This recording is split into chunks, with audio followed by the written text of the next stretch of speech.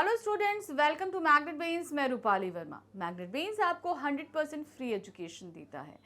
हमारा चैनल आपको कभी भी किसी भी तरह की पेमेंट की मांग नहीं करता। हम कभी ऐसा नहीं करते कि 2 वीडियो दिखाएं और उसके बाद उससे कनेक्टेड आगे वीडियोस देखने के लिए आपसे बोलें कि आपको पेमेंट करना होगा।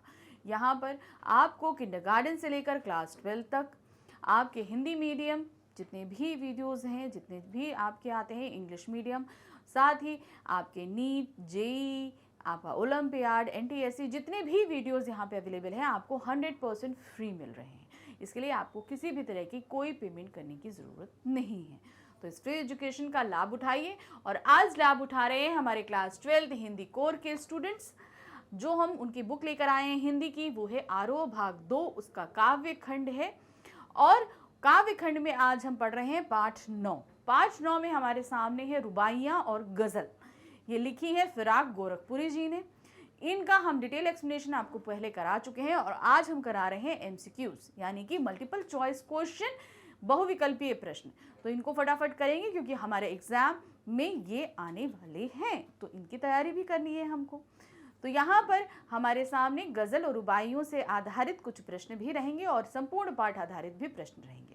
दोनों ही तरह के प्रश्नों को हम करते हैं। तो सबसे पहले हमारे पास जो आ रहे हैं वो है काव्यांश आधारित प्रश्न, यानी कि हमारे सामने कुछ पंक्तियां दी गई हैं और उस पर आधारित प्रश्न पूछे जाएंगे। पहला क्या है? आंगन में लिए चांद के टुकड़े को खड़ी, हाथों पे झुलाती है उसे गोद भरी, रह रहे के हवा में जो लोका देती, गूंज उठती है खिलखिलाते बच्चे की हंसी। तो ये लिया गया है रुबाइयों से हमारे सामने। अब इस पे आधारित प्रश्न है। क्या प्रश्न है? प्रस्तुत कविता के कवि का नाम बताइए। अब ये कौन है भाई? शमशेर बहादुर सिंह, गोस्वामी तुलसीदास, फिराक गोरखपुरी या कुंवर नारायण? तो ये पंक्तियां लिखी हुई हैं किसने? फिराक गोरखपुरी जी ने। चांद के टुकड़े उपमान का प्रयोग किसके लिए किया गया? चांद का टुकड़ा कौन है?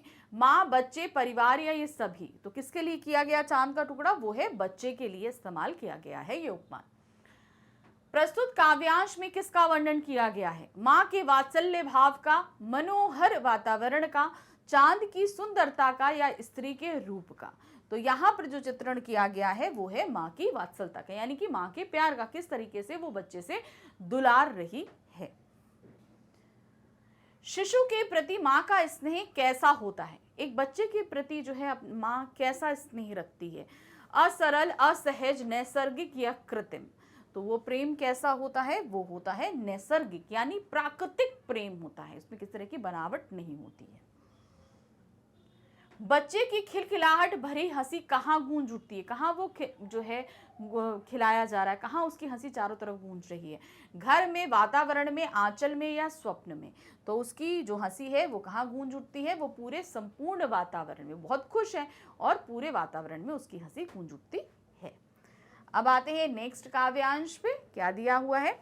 दीपावली की शाम घर पुते और सजे, चीनी के खिलौने जगमगाते लावे, को रूपवती मुखड़े पे एक नर्म दमक, बच्चे के घरौंदे में जलाती है दिए, आंगन में ठुनक रहा है जिद्दी आया है, बालक तो है ही चांद पे ललचाया है, दर्पण उसे दे के कह रही माँ, देख आई मैं चांद उतर आया है। तो यहाँ क्या, आईने में चांद उतर आया। तो यहाँ पर जो है जो रुबाइयाँ हैं उनसे लिया गया है, दीपावली का वर्णन है और बच्चे की जिद का वर्णन यहाँ पर किया गया है। दीपावली के दिन घर की साज सज्जा कैसी होती है? घर कैसा सजा होता है?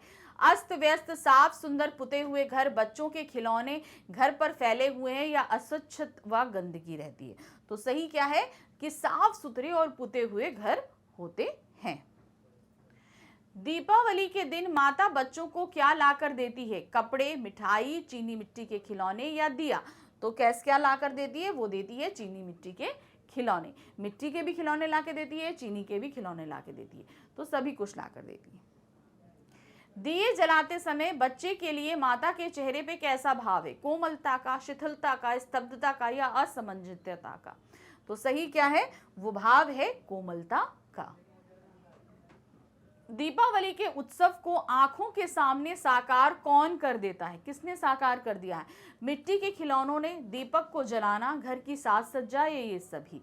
तो यहाँ पर दीपावली का जो त्योहार है वो हमारी आंखों के सामने इन सभी भावों से आता है कि मिट्टी के खिलौने भी हैं, वहाँ पर दीपक भी जलाया जा रहा है, घर भी साफ सुथरे और सजे हुए, तो ये सभी भाव हैं।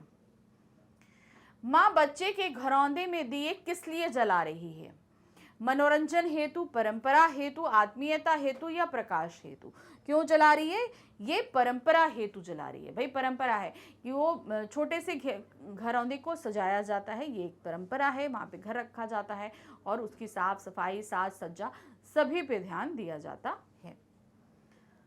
नेक्स्ट है हमारे पास, रक्षाबंधन की सुबह रस की पुतली छाई है घटा गगन की हल्की हल्की, बिजली की तरह चमक रहे हैं लच्चे, भाई के है बांधती चमकती राखी।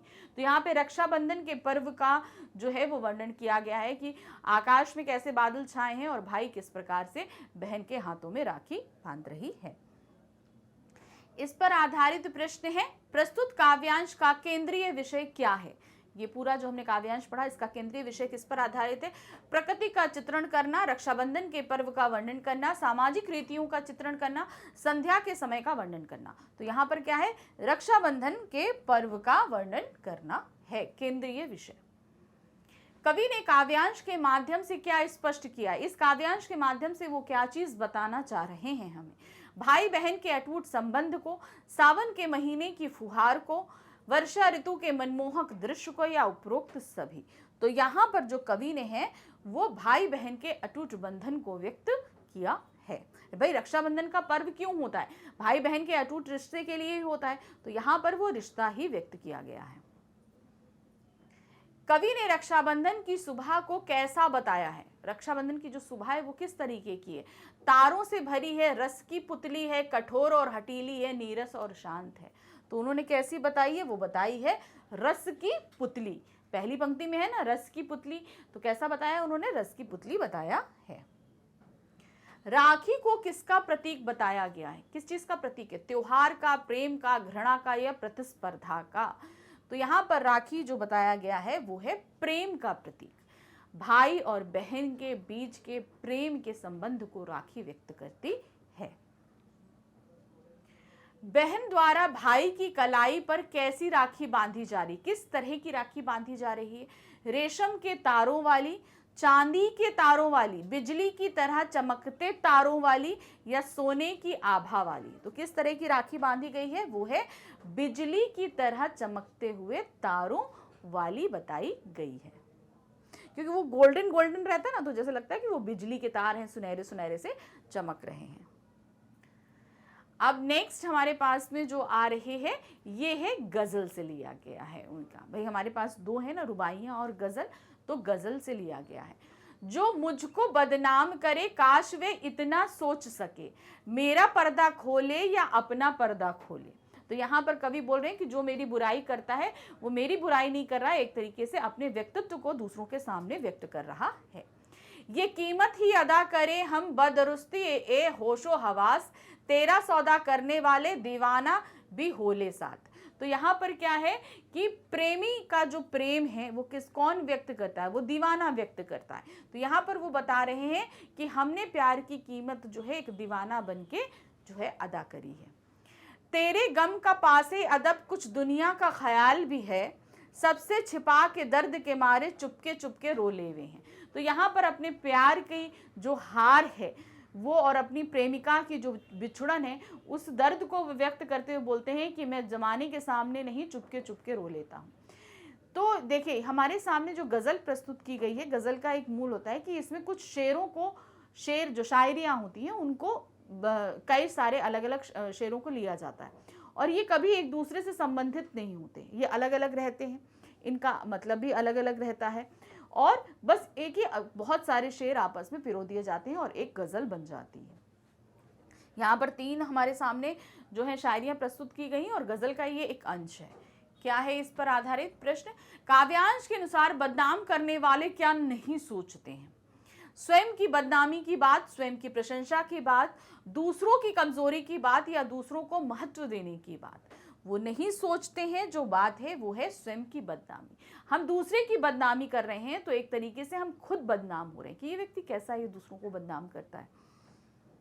नेक्स्ट है, प्रस्तुत काव्यांश में किस पर व्यंग किया गया है? समाज, निंदक, कवि या प्रेमी? तो किस पर व्यंग किया गया है? वो है निंदक, जो दूसरों की निंदा करता है, उस पर व्यंग किया गया है। पर्दा खोलने से क्या अभिप्राय है?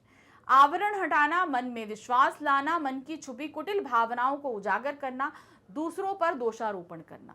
तो यहाँ पर पर्दा खोलने से तात्पर्य है मन में छुपी कुटिल भावनाओं को दूसरों के सामने व्यक्त करना, बुराई करना ना, उसी को बोल रहा है, मन में छुपी हुई कुटिल भावनाओं को दूसरों के सामने व्यक्त करना। नेक्स्ट है, कवि अपने पूरे होश में किसकी कीमत अदा करता है? पूरी होशोहवास में किस चीज की कीमत अदा कर रहा है? कविता रचने की, प्रेम की, पर्दे की या सम्मान की? तो वो कीमत अदा कर रहा है प्रेम की। प्यार किया है ना, तो उसकी कीमत वो सबके सामने अदा कर रहा है।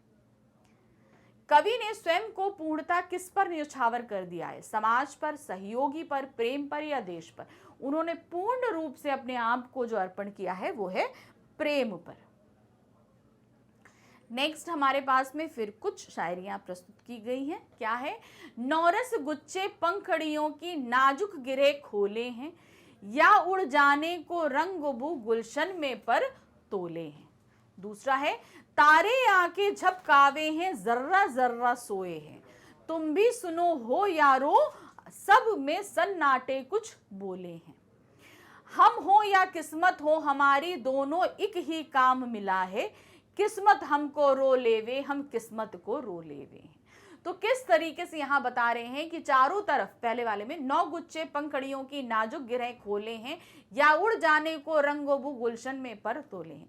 तो किस तरीके से समाज में चारों तरफ जो अव्यवस्था व्याप्त है वहां पर चीजों को सुधारने के लिए चीजें प्रयासरत हैं, ये बताई गई हैं। फिर है, तारे अब आंखें झपकावे हैं, जर्रा जर्रा सोवे है, तुम भी सुनो हो यारो, शब में सन्नाटे खोले। मतलब चारों तरफ सन्नाटा छाया है और सभी सो रहे हैं, अर्थात इसमें इनडायरेक्टली उन्होंने अव्यवस्था की तरफ कोई भी आवाज नहीं उठाता, ये चीज उन्होंने व्यक्त करी है। फिर नेक्स्ट है, हम हो या किस्मत हो हमारी, दोनों एक ही काम है, किस्मत हमको रो लेवे, हम किस्मत को रो लेवे। तो यहाँ पर जो कवि हैं वो अपने, शायर हम बोलेंगे, वो अपनी किस्मत के बारे में बोल रहे हैं कि हमारी किस्मत एक दूसरे, मैं और मेरी किस्मत बहुत ही अच्छे दोस्त हैं। कुछ बुरा होता है तो मैं किस्मत को ठोक देता हूँ कि इसका गलत, इसने मुझे बोला ये खराब थी इसलिए ऐसा हुआ, और कुछ किस्मत से सब कुछ गलत होता है तो बोलता है ये आदमी गलत था। तो हम दोनों एक दूसरे का दोषारोपण कर लेते हैं। अब इस पर आधारित प्रश्न है, कलियां किस प्रकार अपनी पंखुड़ियां खोल रही हैं? एक एक करके, एक साथ खिलकर, नवीन रसों से आवृत होकर, या प्राचीन रसों से पूर्ण होकर?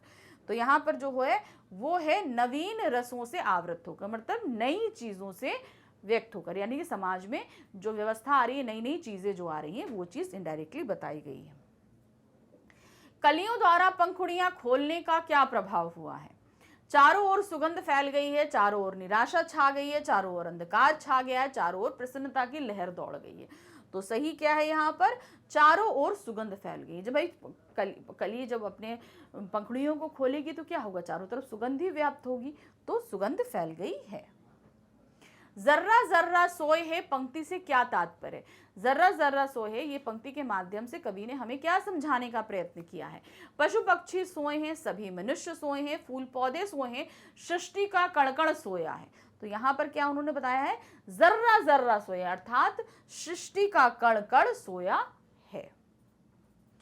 कवि तथा उसकी किस्मत क्या काम कर रहे हैं? किस तरह का काम कर रहे हैं? संघर्ष कर रहे हैं, रो रहे हैं, समझदारी से काम ले रहे हैं, या हंस रहे हैं? तो वो क्या कर रहे हैं? वो रो रहे हैं एक दूसरे को, किस्मत उनको रो लेती है और वो किस्मत को रो लेते हैं। रात का नीरव सन्नाटा कैसा प्रतीत हो रहा है? नीरव सन्नाटा कैसा प्रतीत हो रहा है?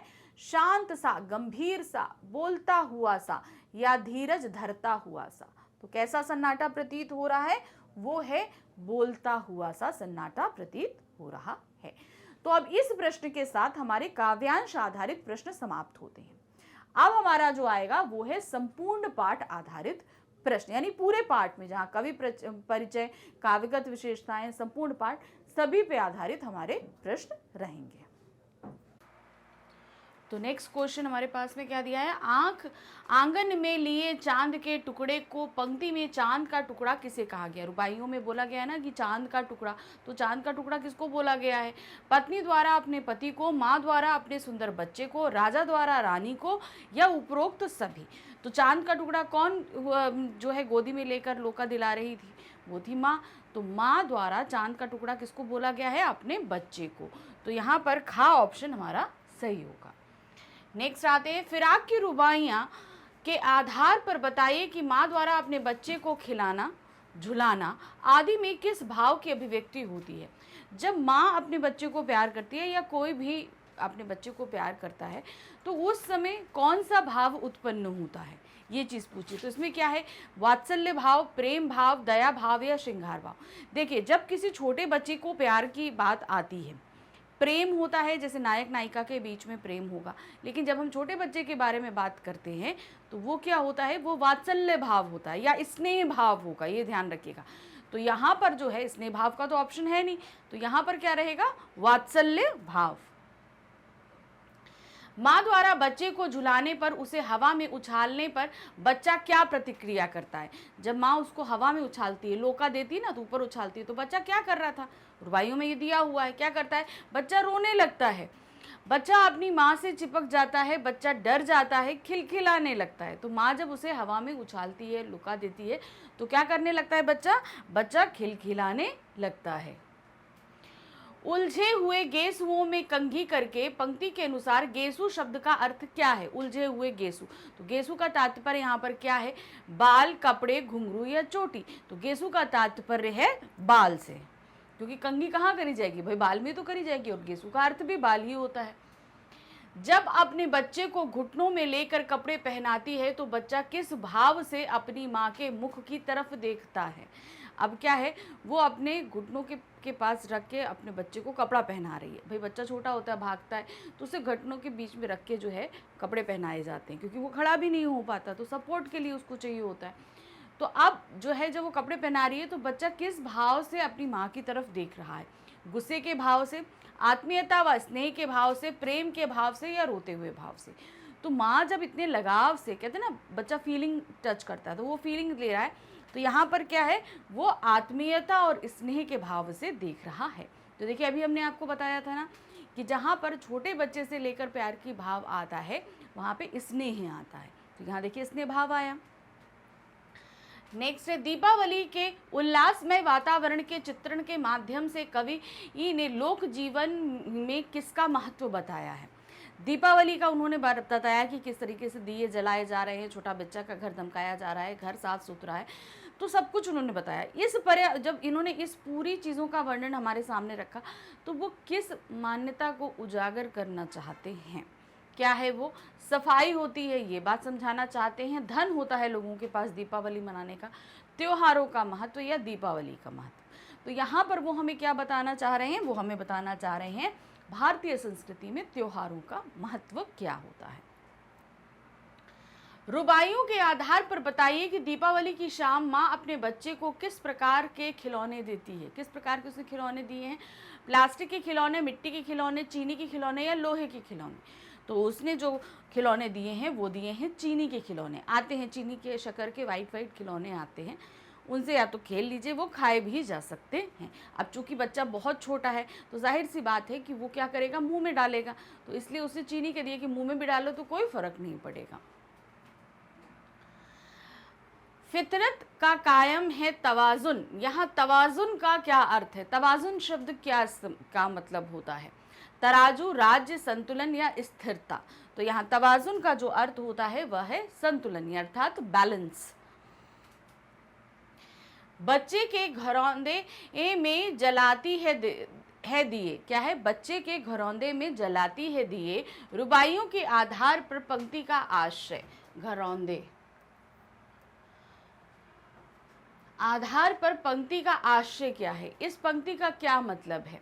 बच्चे अपने घर में दीपक जलाते हैं, माँ बच्चे के घरौंदे में दिया जला रही है, पिता बच्चे के घर में दीपक जला रहा है, ये उपरोक्त सभी। तो यहाँ पर बच्चे के घरौंदे में जलाती है दिए से तात्पर्य है माँ बच्चे के घरौंदे में जो है वो दिए जला रही है। क्या कर रही है? वो घरौंदे में दिए जला रही है।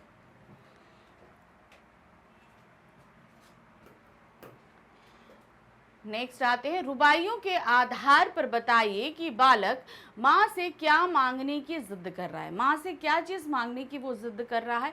नए नए खिलौने के, स्वादिष्ट भोजन की, चांद को खिलौना समझकर उसको खेलने की, या ज़्यादा पैसों की। तो क्या था?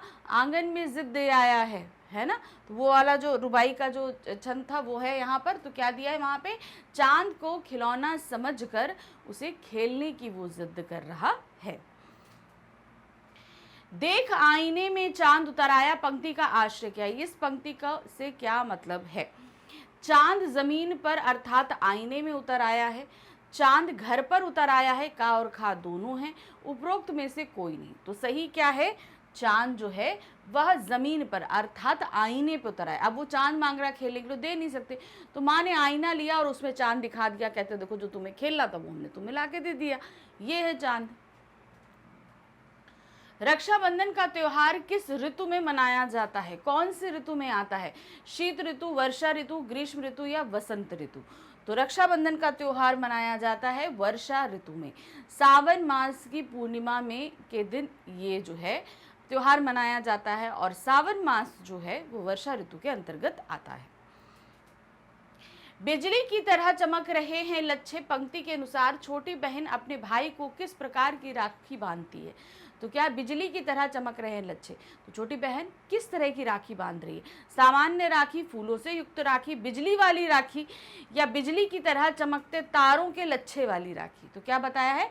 जो बिजली की तरह चमकते हुए लच्छों वाली, यानी कि वो जो सुनहरी वाली राखी होती है जिसमें ऐसे ऐसे करके कटिंग लगी रहती है, उस तरह की राखी बांध रही है।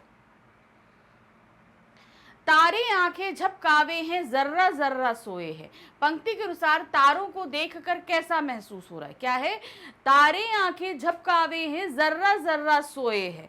तो इसमें जब हम बोल रहे हैं ना तारे आंखें, तो यहाँ पर तारों को देखकर कैसा महसूस हो रहा है?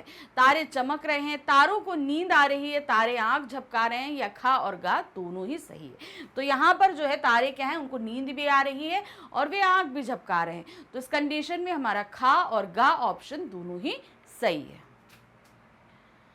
प्रश्न संख्या 40 है, किस्मत हमको रो लेवे है, हम किस्मत को रो ले, पंक्ति का आश्रय क्या है? यहाँ पे इस पंक्ति का क्या तात्पर्य है?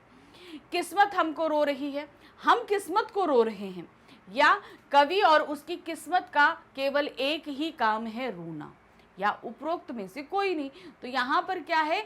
कवि और कवि की किस्मत जो है दोनों का ही सेम काम है कि वो दोनों रो रहे हैं। गजल में कवि को किस कारण समाज के लोग बदनाम करते हैं? किस कारण समाज के लोग बदनाम कर रहे हैं? कवि के व्यक्तित्व के कारण, कवि के रूप रंग के कारण, कवि तथा उसके प्रिय के प्रेम के कारण, कवि की आर्थिक स्थिति के कारण। तो यहाँ पर कवि ने अपने प्रेम की निराशा काफ़ी व्यक्त करी है। तो यहाँ पर लोग बदनाम क्यों कर रहे हैं? क्यों? क्योंकि कवि और उसके प्रिय के प्रेम के कारण।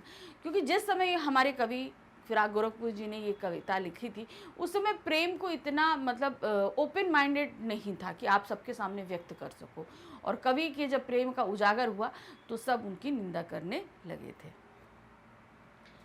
गजल कवि दुख व रोदन के रूप में किसकी कीमत चुका रहा है? गजल में कवि जो है वो दुख और रोदन के बदले में किस चीज़ की कीमत चुका रहा है कि वो दुखी भी है, तकलीफ में है? क्या है वो? प्रिय से प्रेम की, प्रिय से बिछुड़ने की, प्रिय से अपनेपन की, या ये सभी की? तो वो दुख और रोदन जो दिखा रहा है वो दिखा रहा है प्रिय से अपनेपन की। जब भाई हमें किसी से अपनापन होगा, हम बहुत किसी को चाहेंगे, तो वो हमारे पास रहेगा, या तो हम बहुत खुश रहते हैं, लेकिन वो जब हमसे दूर चला जाता है तो हमें तकलीफ़ होती है। तो वो क्या है? वो कितना प्रिय से प्रेम करते हैं, ये चीज़ की झलक हमें किस में मिल रही है? इनकी इन पूरी गज़लों में हमको मिल रही है।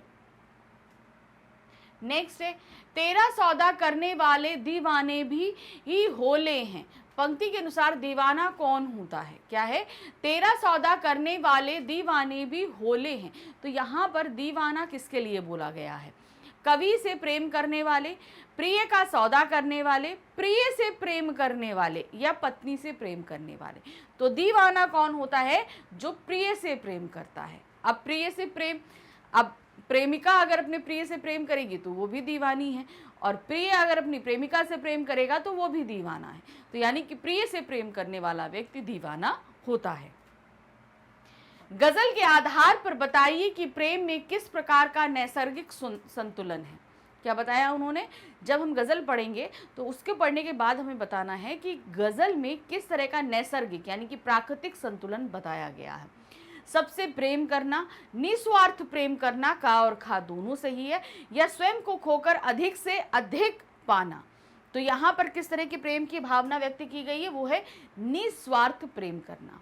यहाँ पर जो लेखक हैं, हमारे कवि हैं, वो जो है अपनी प्रेमी से प्रेम करते हैं, लेकिन यहाँ पर उनके निस्वार्थ भाव के प्रेम को बताया गया। मतलब वो प्यार कर रहे हैं मगर किसी स्वार्थवश नहीं कर रहे हैं, वो बस कैसे कर रहे हैं कि हाँ उनको प्यार है इस चीज़ के लिए। तो उनका प्रेम कैसा है? वो निस्वार्थ भाव का प्रेम है। गजल के आधार पर बताइए कि रात गहराने पर संसार के पाप का लेखा जोखा किसके द्वारा किया जाता है। जब रात बहुत गहरी हो जाती है तब लोगों के पाप का लेखा जोखा कौन और कैसे करता है? देवदूत द्वारा होता है लेखा जोखा, कवि द्वारा होता है, यमराज द्वारा होता है, या इन सभी के द्वारा होता है? तो गजल के अनुसार जो है रात गहरा आने पर जो है लोगों के पापों का लेखा जोखा जो है वो देवदूतों द्वारा होता है। कहते हैं देवदूत रात में नीचे उतर आते हैं और सभी के जिन्होंने पूरे दिन में जितने जिस हिसाब से कर्म किए हैं वो उनके नोट डाउन किए जाते हैं। नेक्स्ट है, गजल कविता के आधार पर बताइए कि कवि ने स्वयं को किस पर न्यौछावर कर दिया है। समाज पर, सहयोगी पर, प्रेम पर या देश पर। तो उन्होंने किस पर न्यौछावर किया है? प्रेम पर अपने आप को न्यौछावर किया है। किसका तवाजुन कायम है? तवाजुन मतलब क्या बताया था? संतुलन। अब किसका तवाजुन कायम है? प्यार का, आदर्शों का, नियमों का या फितरत का? तो तवाजुन कायम है फितरत का। फितरत मतलब हमारी आदतों का संतुलन कायम है।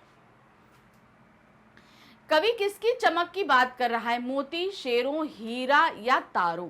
तो किसकी चमक की बात करी है? उन्होंने बात करी है शेरों की चमक की। शेर मतलब जो उनकी शायरी के जो शेर निकल रहे हैं उनसे तात्पर्य है। कवि अपनी गजलों को किनके प्रति समर्पित करता है? किसके प्रति उन्होंने आखिरी जो हमारा शेर दिया गया है वो किसके प्रति उन्होंने समर्पित किया है? मिर्जा गालिब, मीर, मजहूर सुल्तानपुरी या गुलाम अली? तो उन्होंने जो किया है वो मीर के प्रति अपने शेरों को समर्पित किया है। पठित गजल के अनुसार रात के सन्नाटे क्या कर रहे हैं? खामोश हैं, कुछ बोल रहे हैं, पसरे हैं या जाग रहे हैं? तो क्या हुआ है? वो जो रात के जो सन्नाटे हैं वो क्या कर रहे हैं? वो कुछ बोल रहे हैं, कुछ बोलने की कोशिश कर रहे हैं। तो इस प्रश्न के साथ हमारे जो ये एमसीक्यूज इस पार्ट के थे वो समाप्त हुए। इस पार्ट में हमने पहले भी डिटेल एक्सप्लेनेशन, एनसीईआरटी सॉल्यूशन काफ़ी कुछ कराया है। तो ये सब आपको कहाँ मिलेगा? लगभग आपकी हमने पूरी प्रिपरेशन इस चैप्टर की करा दी है, वो कहाँ मिलेगी? तो उसके लिए आपको आना होगा हमारे चैनल मैग्नेट ब्रेन्स पे। जब आप यहाँ पर आएंगे तो इस तरह का एक पेज ओपन होता है आपके लिए। तो इस पेज में यहाँ पर आप देख रहे हैं CBSE K-12 सिंपल। तो बस आपको करना क्या है? इसे क्लिक करना। जैसे ही आप क्लिक करेंगे आपके सामने यहाँ पर जो है पूरी क्लासेस ओपन हो गई हैं। अब आपको अपनी क्लास सेलेक्ट करनी है। आपकी क्लास है 12th, हम यहाँ 12th सेलेक्ट करेंगे। जैसे ही हमने 12th सेलेक्ट किया हमारे सामने 12th में पढ़ाए जाने वाले सभी सब्जेक्ट्स हैं। अब 12th में हम कौन सी बुक पढ़ रहे हैं? आरोह पढ़ रहे हैं। तो ये देखिए यहाँ पे दिया हुआ है हिंदी आरोह एनसीईआरटी। यहाँ वॉच नाउ है, वॉच नाउ पे क्लिक करेंगे। क्लिक करते ही आरोह बुक की पूरी प्लेलिस्ट हमारे सामने होगी। अब हमें क्या करना है? जो भी चैप्टर पढ़ना, सिर्फ जो हमने आज पढ़ाया वो नहीं, इसके अलावा सारे ही चैप्टर यहाँ पे अवेलेबल हैं आरोह बुक के। तो जो भी चैप्टर आपको पढ़ना है उसे क्लिक करना है। क्लिक करते ही आपके सामने पूरे टॉपिक्स आएंगे। अब जो भी टॉपिक्स है, जैसे मान लीजिए डिटेल एक्सप्लेनेशन है, एनसीईआरटी सॉल्यूशन है, आपके वन शॉट है, एमसीक्यूज है, टेस्ट पेपर है, जो कुछ भी आप देखना चाहते हैं बस आपको क्लिक करना है। जैसे ही आपने क्लिक किया, क्लिक करते ही आपके सामने इस तरह से वीडियो स्टार्ट होगा। वीडियो देखिए, अच्छे से चैप्टर को समझिए। आपके टेस्ट या एग्ज़ाम हो आप उन्हें भी अच्छे से यहाँ पर प्रिपेयर कर सकते हैं। लेकिन साथ ही हमारे चैनल को लाइक, सब्सक्राइब, शेयर ज़रूर कीजिएगा। Thank you for watching. Bye bye.